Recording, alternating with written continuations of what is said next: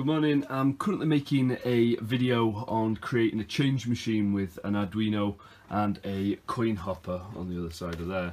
However, I thought I'd do a separate video because this is going to take a few minutes on actually programming the coin acceptor, which is the CH926. Similar process for all the different variants of this coin acceptor. So the coin acceptor comes with some instructions that are really not clear. I know the first time when I did this a few years ago, they have improved the instructions since then actually, to be fair, but they're still not at all clear. So what I've done ultimately is I've made myself a little chart here which tells me that we're going to use 6 coins. I'm going to use a pound, 2p, 5p, 10, 20 and a 50p, and I've chosen that they're the pulses. So with a pound I'm going to have 1 pulse, 2p 2 pulses and so on. Ultimately, when we turn this thing on in a minute, we're going to get a few different symbols. We're going to get A first of all, the letter A, which will just tell us that we're in the programming mode. Then we're going to get E, which is going to ask us how many coins we want. Well, we're using it to its full capacity, so we're going to select 6. But even though you might have this model and you were only using, say, 4 coins, for example, then obviously we would set E to 4, so we're going to use the full 6.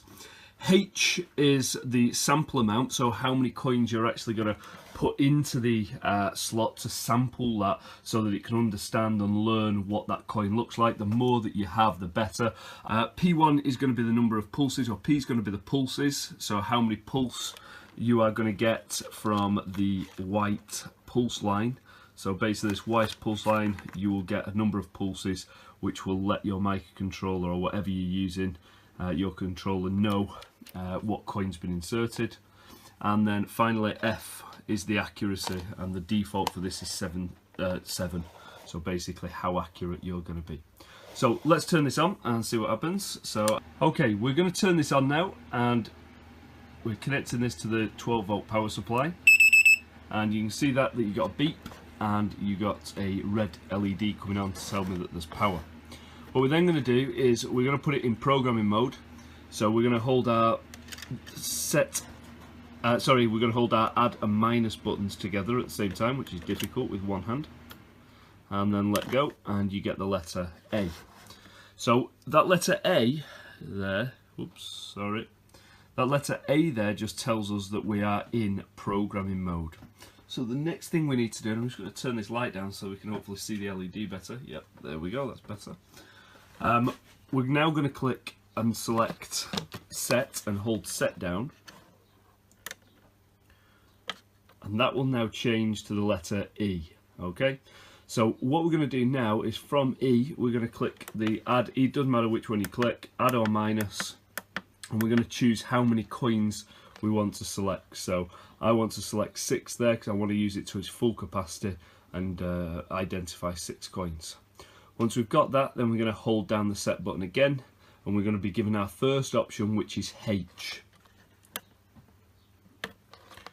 And we're showing now H1. So this is going to be the sample amount for coin 1. So H is the sample amount, coin number 1 is the coin type. So this is going to be, off my little handy chart I've made here, this is going to be my £1 coin, and I want 1 pulse. So let's go up to here, and we want, this is H, so this is the sample amount. I would recommend, like I say, at least 15 to 20. I'm going to bring this down to 10. Oops, way around. I'm going to bring this down to 10 just because I haven't got that many coins to sample. Like I say, I'm not really prepared for doing this. Then we're going to hold down the set button again, and that's going to bring up P1, which is the pulses for coin number 1. So let's take that down to to number 1, because this is for the pound. And then we're going to hold set again for the accuracy, and we're going to hopefully put the accuracy to 7, which is a default value, so that's 7. Now when we hit set for the second time now, we're now on H2. So we're going to start scrolling back round in that cycle of HPF for each of the coin types. So I'm now on H2, so we're looking at the 2p, so I'm going to set everything the same, to be honest. I'm just going to put the pulses to 2, and I'm going to keep scrolling through until the end, and then once I've come to 6, I'll show you what happens then. I've scrolled right through now to H6, so I thought I'd just show you one more cycle. So I'm on H for coin 6, which is the sample amount. So again, I'm just going to drop that down to 10. As I said before, you should be looking at 15 or 20 if I've not got that many coins. Pulses, P next, so P6, I want to set that to 6, but you can obviously set that to however many pulses you want. Set again. F6, set that to the default 8 for accuracy. So when I hit set now for this final time, that in theory is the last value, and so now we should see what happens. So we're back on now to A.